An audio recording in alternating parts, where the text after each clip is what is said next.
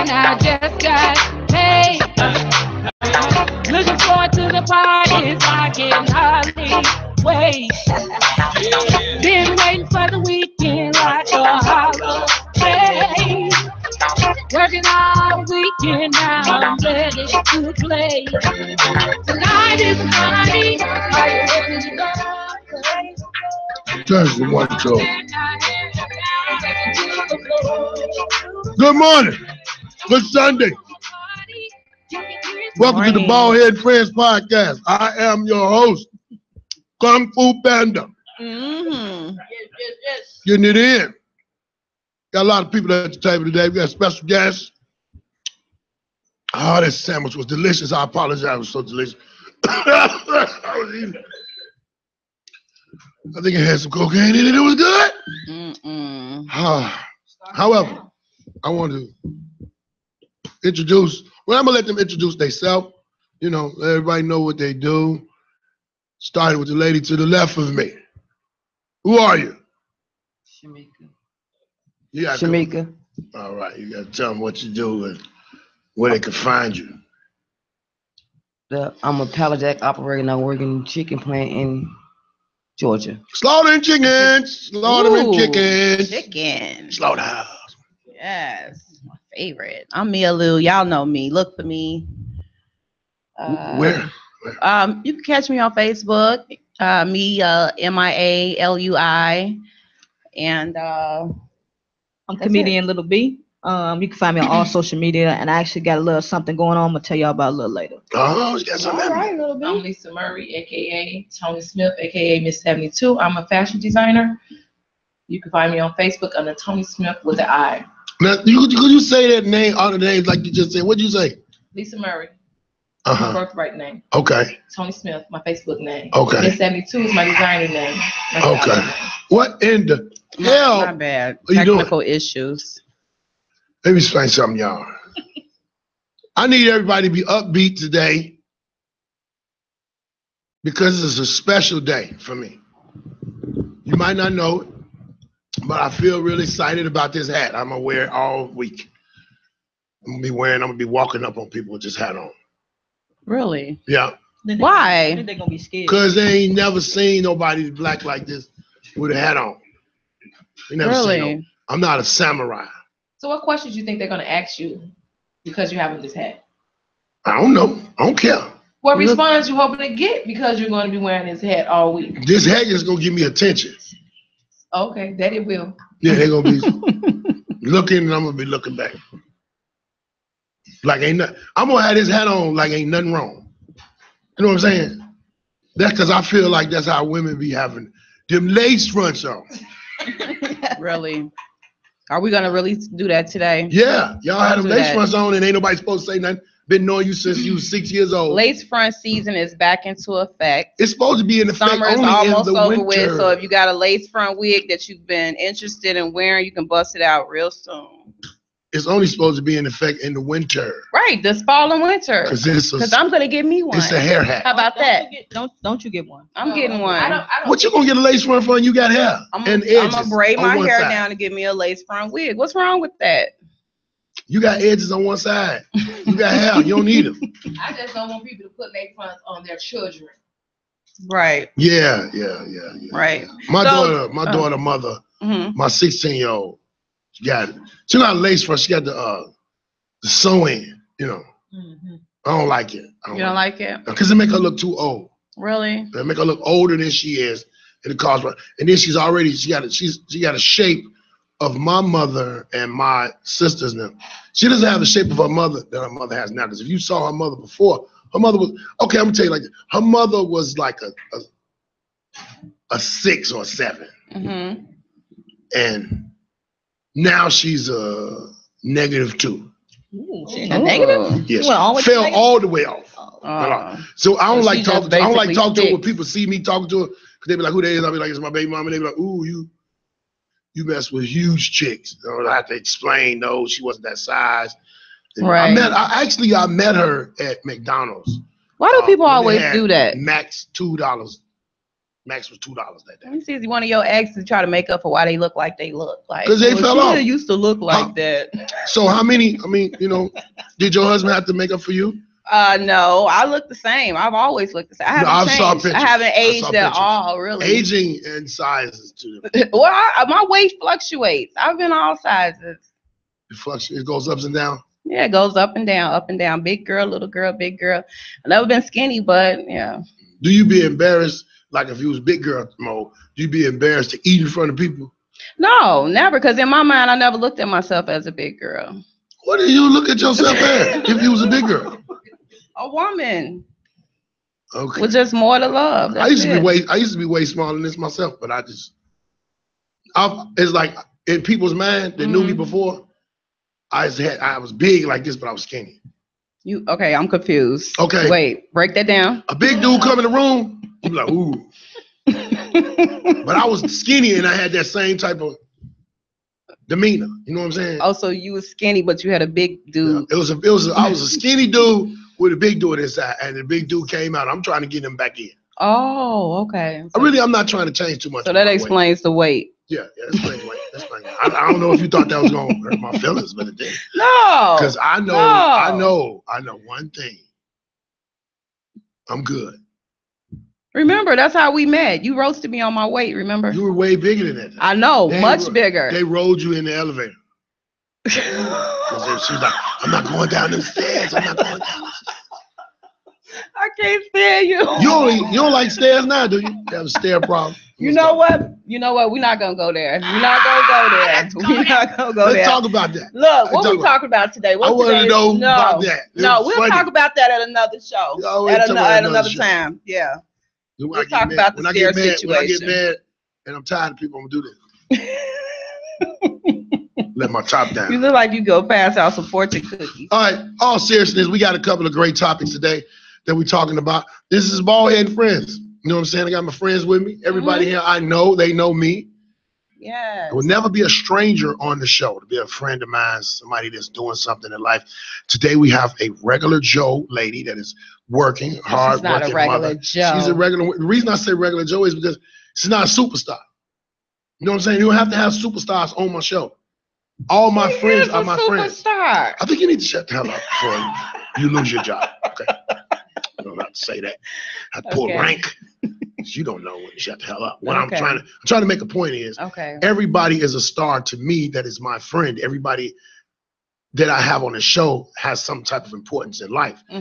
This is not a person that this lady's not a person that's doing no lot of this, that, and that. She works. She's a hard-working person. So she's representing the hard-working Black women. And that is something right there. Now you understand what I'm saying? Yes. Now you want to clap. Yes. Give it up for Shamika.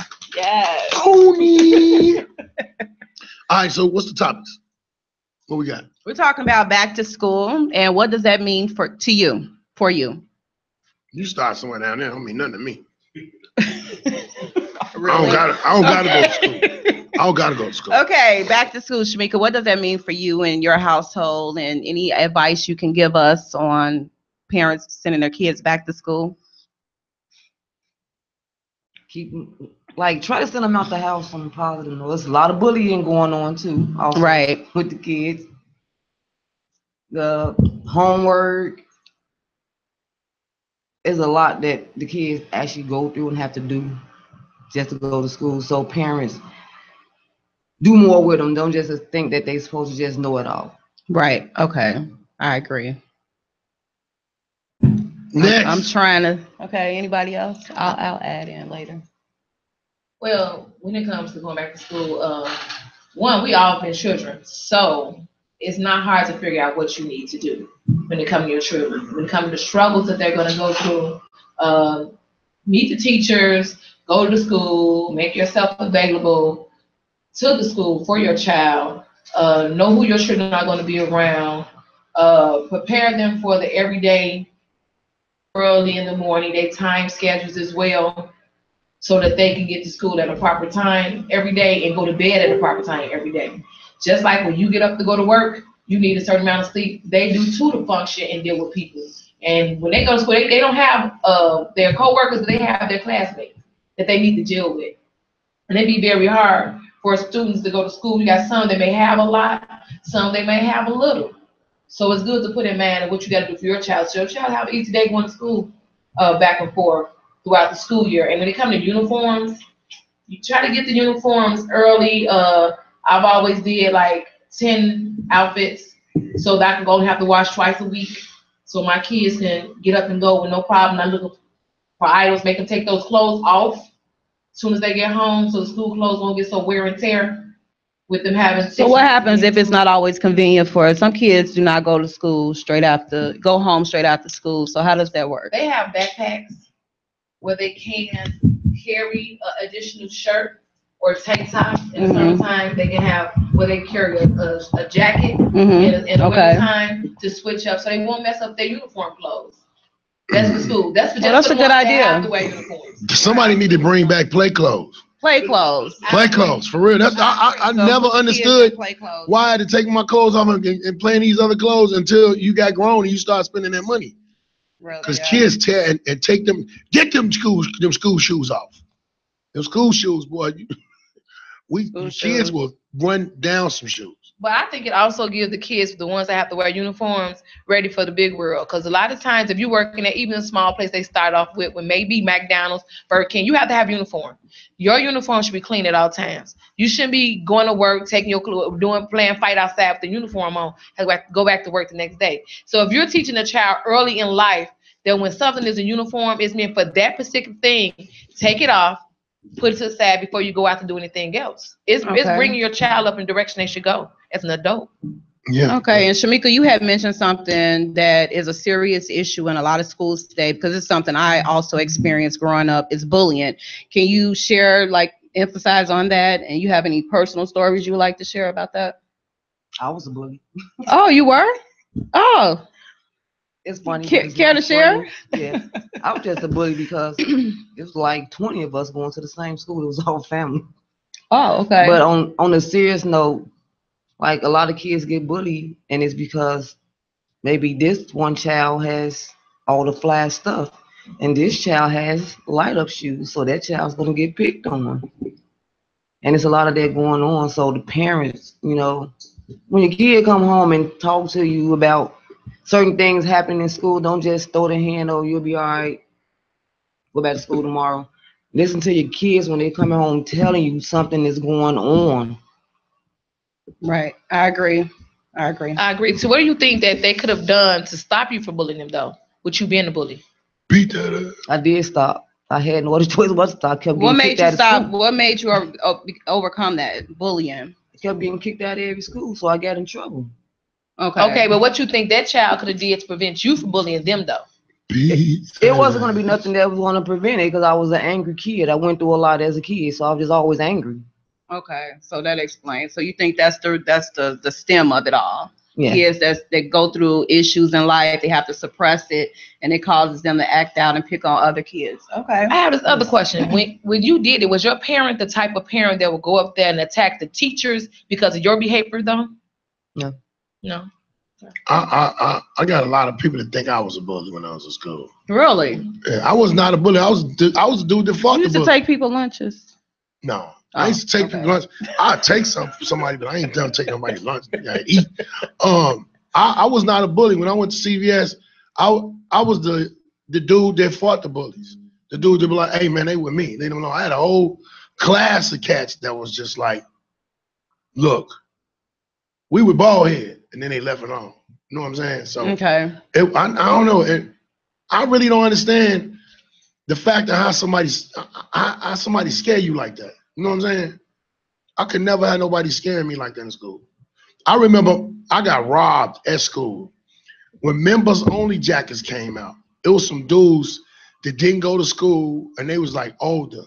I think I was like 10 or 11. I had a members only jacket. My great grandmother took me down south, and I had bought the jacket down there. That's when members only was popping. I come back to school with the jacket on. I had that jacket one day.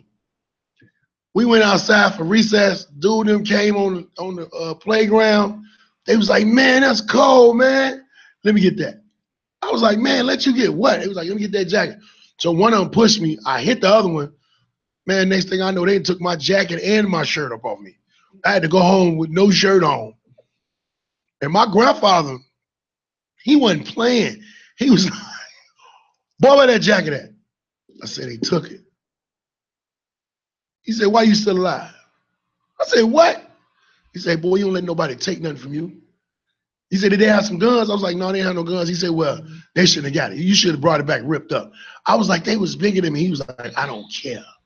But you never let nobody take nothing from you. And that my great-grandfather was like real, I don't know, I can't even explain. He was not the one to be playing no games. But he mainly was like, you got to stick up for yourself. So fast forward, I seen one of the dudes that robbed me when I got grown, and he was a crackhead and was like real messed up. And I told him, I said, hey man, you remember you robbed this little boy, man, and took his jacket? He was like, yeah, it's a Barbaro. I remember that. I was like, you know that was me? He was, oh man, you know, well, I was doing a lot of things then, man. I was wrong. And I didn't mean, you know, I sure hope that I didn't hurt you. I said, man, y'all jumped me and took my jacket and my shirt.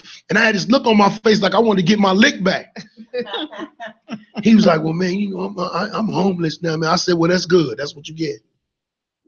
But you see what revenge does without you putting somebody's hand on karma is a mud. Yeah, but you know what about revenge? Never know what happened to that person. Revenge and karma, to me, what karma takes too long to me, if it happens to me. But sometimes you don't have no other choice but let it happen. But you would want to know that karma. See what I'm saying? It's like if somebody hurt you and they say, no, let karma gonna get them. Okay, if karma get them, I want to know what karma did to them. And there's nothing wrong with that. But the thing about it is when you feed anger and you do something back, what you think will happen to you? You're gonna get something too. I don't think so. Yeah, you're gonna get something. I don't care if it's it's not gonna come back the same way. The Bible, but you will it get said, it back. So let's not get off the subject. eye Talk for about an back eye. to school. So we First discussed Testament. bullying, Old talking. So it's important that parents, teachers, and principals have roles to play in preventing bullying. Parents are encouraged to make it clear to their kids bullying. Excuse me, let me say this over. Yeah. Parents are encouraged to make it clear to their kids bullying is unacceptable behavior. Children being bullied or witnessing bullying should be encouraged to speak to a trusted adult. Okay, so that's one subject regarding back to school. And then we also talked about... What was you doing? You was reading? No, that was just some pointers that... about back to school. Okay. Yeah, you made pointers. That's nice. I like that.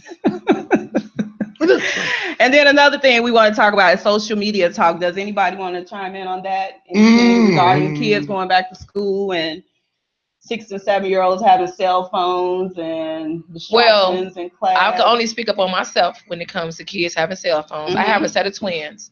My work was like from Laramie to North Avenue. So on North Avenue, they had to go to Central. I got to a point where my kids were asking, can they catch the bus at the age of 7? Because I have twins and 2 children, I felt comfortable and I knew the neighborhood and everybody knew me. I got phone calls. My kids was anywhere. I saw your kids. The kids over here. I wanted them to have a phone for their safety when they get out of school, not to use in school. It was after school activities of them getting back to me that I was worried about.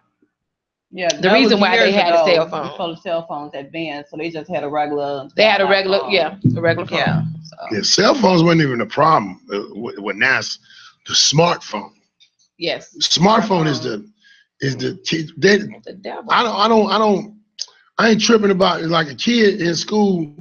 My thing of it is, it's a time for everything.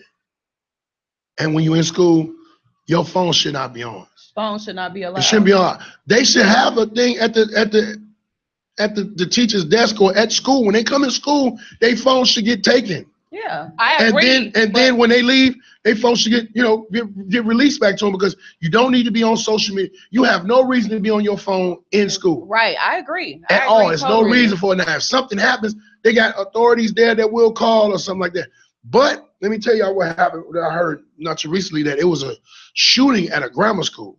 I think one of y'all knew somebody there. There's a shooting at a grammar school, and the parents weren't called until after everything was over. And that would be a situation where, hey, Mom, they shooting at this school. Come get me. So it's kind of that's if something happens. If you got one of them schools somewhere where ain't nothing going on, they need to collect them phones. They got them things where they be searching for weapons. Get them phones, put them in. They got to get their phone. They must be able to put their phones in lockers or something to focus, because kids' focus is gone.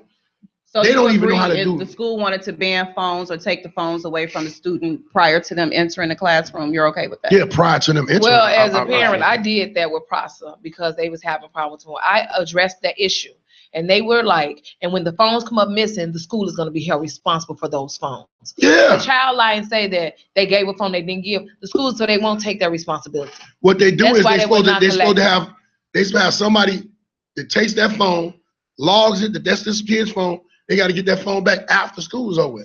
So, and then you got to look at it. The process of all of that, people coming to pick their kids up, like you saying your kids was on a bus. It's a safety situation now with these kids getting on the bus. We just get on the bus. I was getting on the bus in Chicago and knew my way all around Chicago when I was like 10 or 11, but that was a different era. Now you got these kids getting on the bus with guns and shoot.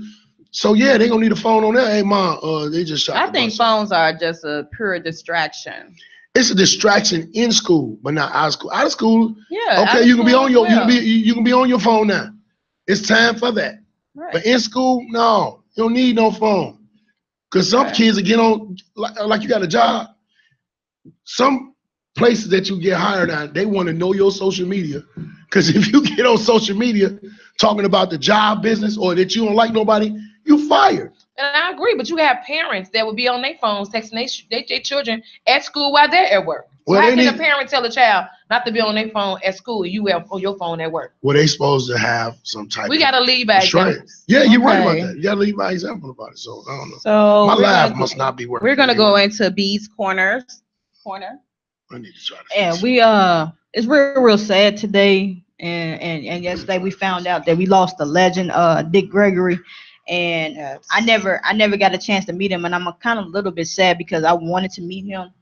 And there was so much he did. He did comedy. He did just mentoring people. He was a civil rights leader. I mean, it's a number of things that even people can just chime in. So much stuff that he did, and he changed the era of comedy and being a businessman with it, and just doing so many things that everybody here can take a lead by example of the things that he did. How old was he?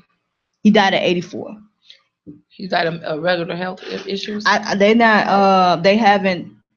I read it was health reasons. Heart infection. He had heart failure. Okay, he had heart failure, and it was like one day he was healthy because he was still even touring all around the world to doing his comedy and letting everybody know the type of person he is. So I'm really, really sad about that. And you want to chime in? No, I just asked information. I want to know about his age because I didn't see that in a lot of stuff I was reading on social media where everybody was giving him different shout outs that he did connect with a lot of comedians. He was singing with a lot of comedians, and they're very, very much giving him the royalty he deserved for him serving the time that he had with us. And we can't appreciate him for supporting us as a race. Yeah, we definitely can.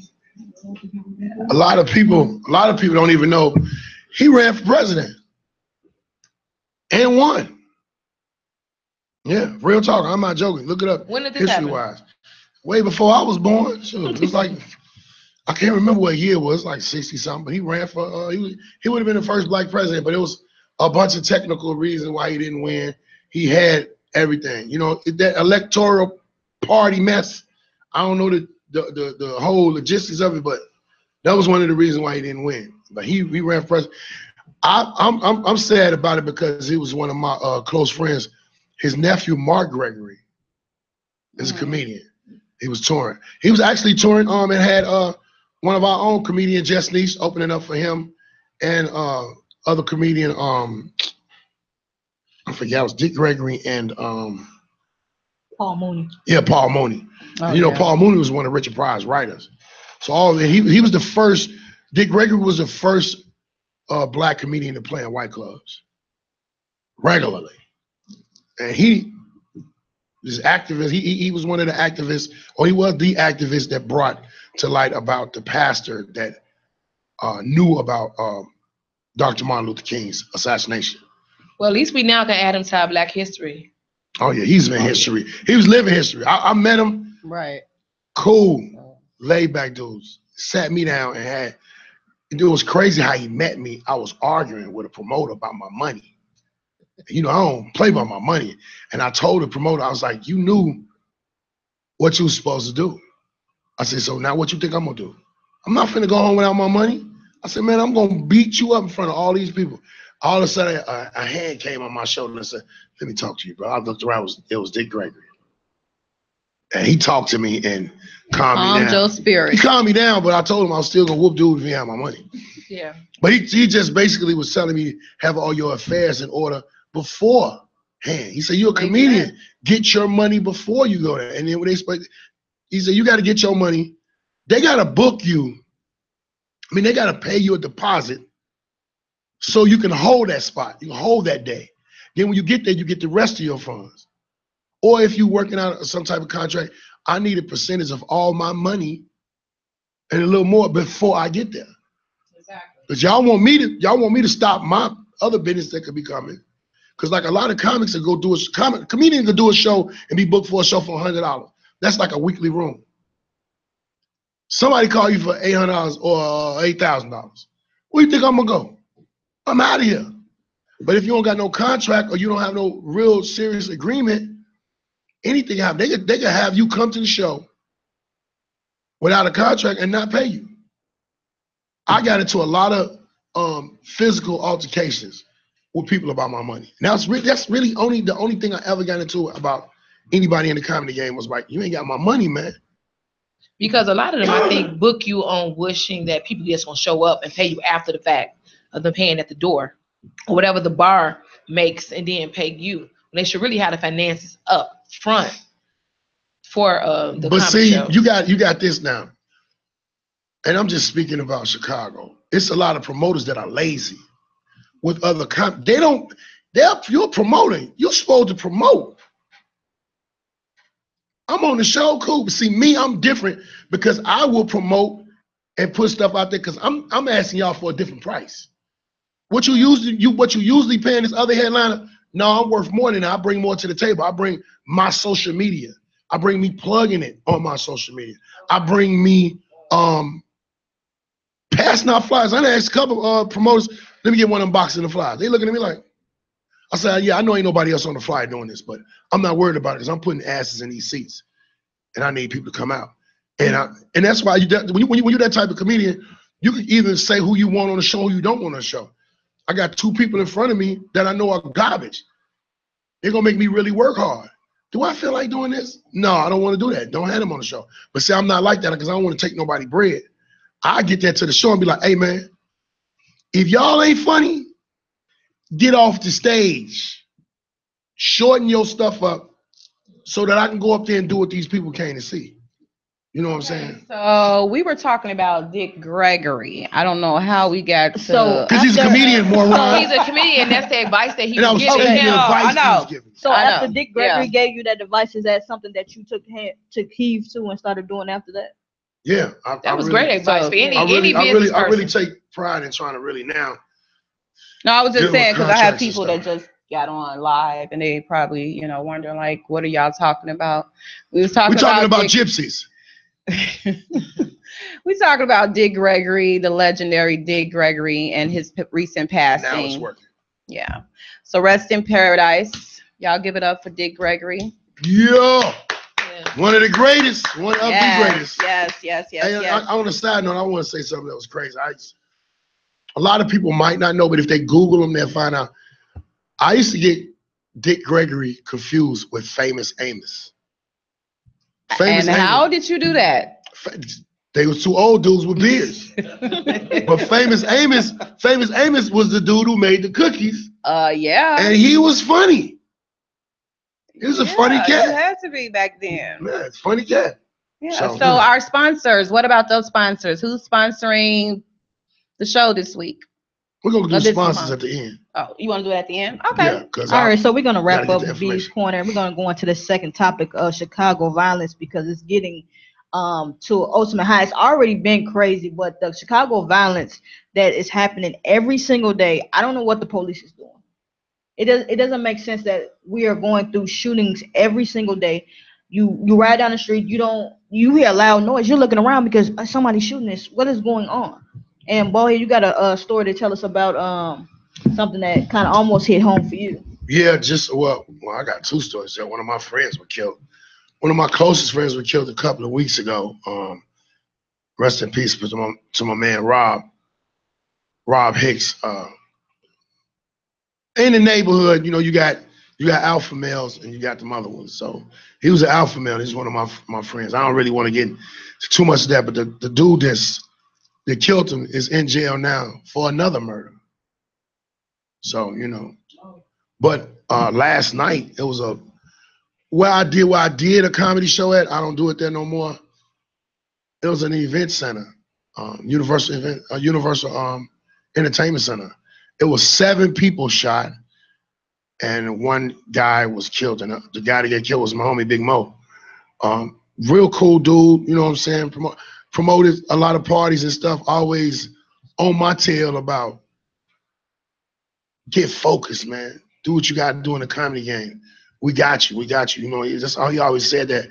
And I don't know the whole situation because I wasn't there, but it's like the shootings at these clubs is making it where ain't nowhere to go. Ain't nowhere to go, and there's nowhere for us to party. You grown, you gotta basically if you want to party now, you gotta throw something your own with your own circle of people. It's beginning to be like where we gonna go tonight? Where we gonna go? People used to go to big joints, they go in the little bars now, or they just having a drink at the crib. I work at one of our sponsors, Francis Cocktail Lounge, every Friday and Saturday, and I see the liquor store, the revolving door around the liquor store, and it's like the club, the lounge will be packed because it's a real calm lounge. Grown people come, but at the same time, I look and I'm like, where all these people going to go buy all this liquor from the liquor store? It's like a lot of them going home. You know what I'm saying? A lot of them scared. There's not even any venues for like me. I don't, because people think they misinterpret. Oh, I'm in a club or a lounge. I'm only there for 1 or 2 things. There's comedy or poetry, and you can't really find a lot of places on the West Side or even in this area where they promote those type of events. So just let alone somewhere to party. Yeah, I come from an era of a lot of dudes that we would go out and hang out, and it'd be peaceful. You got somebody might get into a little riff or whatever, but it's basically calm. And I hang with cats. I always hang with cats that was older than me. I got an uncle named Mojo. I hang out with him. He cool. I got my man Katie, Brian Arthur. We going somewhere where we know it's peaceful because we in control of the situation. Exactly. A lot of people that have come through don't want none of that drama. And it's a respect factor still with certain people. But a lot of these dudes, the way they say that dude shot the club up, he had a super clip. He didn't stop shooting. And it was a lot. You got to look at it. Was he after a particular person? I don't know. I'm not the police. I just know. I know what I seen off the news. Okay. I ain't even called nobody and asked nobody yet. You know what I'm saying? Because I'm like. So based on what you saw on the news, what did they say? They said that 7 people were shot, 1 died, and the man never stopped shooting. Was this like a random act of violence? No, it was somebody got into an altercation in there, and it just was crazy. They say he drove up in a black SUV and went ham. Just kept shooting and wouldn't stop shooting, and then he left. People died. So it was to me. First off, why are you shooting in the crowd? You know what I'm saying? What 9 times out of 10, that possibly meant he got his ass went outside and got a gun. Can't nobody take a cowardly act, if you ask me. Basically, everything that's going on now is cowardly acts. Ain't nobody. They shooting people that don't have anything to do with that situation. People are just getting shot. And when you start shooting at parties, it's women in there. It's security that don't have nothing to do with it. It's you know, people that ain't got nothing to do with nothing. And what would get you that mad to shoot everybody? Because everybody didn't do it. And if everybody did beat him up, he deserved it. So you done pissed everybody off. Well, I agree. Go out to all the families and friends who are affected by this senseless act of violence. We have to do better. Chicago, put the guns down. Really. But I say this: put the guns down and pick your fists up. Exactly. That's how real men. Fist fight is a fist fight. You could get your ass whooped today and live tomorrow. You know what I'm saying? I got a few cats that I done seen, that I grew up with, and I done whooped or done put the whooping on me. And hey, guess Somebody what? put some whoopings on you? Who? Man, I wasn't invincible. I had fight. I basically got jumped. So Okay. one too many. I probably got three one-on-ones that I lost. You know what I'm saying, in the streets. And I ain't mad at them. I see two of them dudes all the time, and we be rolling. It's like, man, you know how crazy we was? We still here though. But it go back to not saying about karma. You same person out here doing these shootings and killing, somebody in your family that you care about is going to get hurt. And it's going to be because of you and the things that you've done to other people in their families. Because like you say, nobody's invisible. So it could easily happen to you like you made it happen to someone else. Right. I got shot 5 times. And when I got shot, it was crazy. And it was because my friend was arguing with a dude. And I told him to leave the dude alone. And dude got mad at me because I said they was arguing about his wife. My friend was sleeping with his wife, and I told him, I was like, man, you sleep with that ugly ass woman. Dude got mad, ran up on me. I whooped him up under the car. 2-3 weeks later, I get shot. You know what I'm saying? So every story you tell reminds me of a movie. Yes, it does. What the heck is going on, really? The first story you told reminded me of New Jack City. No, New Jack City. This one reminded me of Get Rich or Die Trying. Well, it was the truth. It's not no story. It's the truth. No, it does. I lived in a different era, and I survived that era. And to survive that era, if you was out in the streets, you done been through some things. You done been through some situations. Yeah. And I have. No, let's move along. Yeah, let's talk about what are we talking about? TPs. What's that? TPs. You don't know what we talking about. You're gonna talk about what are we talking about? What are we talking about? What is he talking about? I'm just saying, when you say something stupid from now on the show, I'm gonna say something stupid. What are we talking about? We're talking about TPs. What are we talking about now? I know what we were just talking about, gun violence. Okay, so we're moving away from that. Where are we going now? Oh, you don't know? You have the book with all the stuff in it. You know, I swear to God, I'm gonna fire your ass. Wasn't you guys This is supposed to be the secretary. She don't know. Talk about how the parents are out here getting free school supplies. Oh yeah, so we can like, you know, read. Go ahead and let her chime in on that because she was the one that was making the issue about those. Well, like school starting back, and you have a lot of parents out here getting all the free school supplies and all kind of things for their kids. When you actually have the less fortunate kids that really needs these items, I think the parents that's out banning Jordans, ban iPhones for their kids, ban all the unnecessary stuff for their kids to start the school and start kindergarten at that with all this expensive stuff. You don't need it. Let these less fortunate kids that doesn't have anything, don't even have a pencil to start the school with. Let them get it. They don't care. Greedy parents. They don't care. It's bullying. So all the greedy parents, like don't take school supplies that you don't need. Instead, try to see if somebody can donate toothpaste, deodorant, soap. Those are things kids need also in school. Yes, they do. I'm not gonna do all that. I have many friends that are educators, and they should not have to be subject to come to school and smell your child's odor, you know?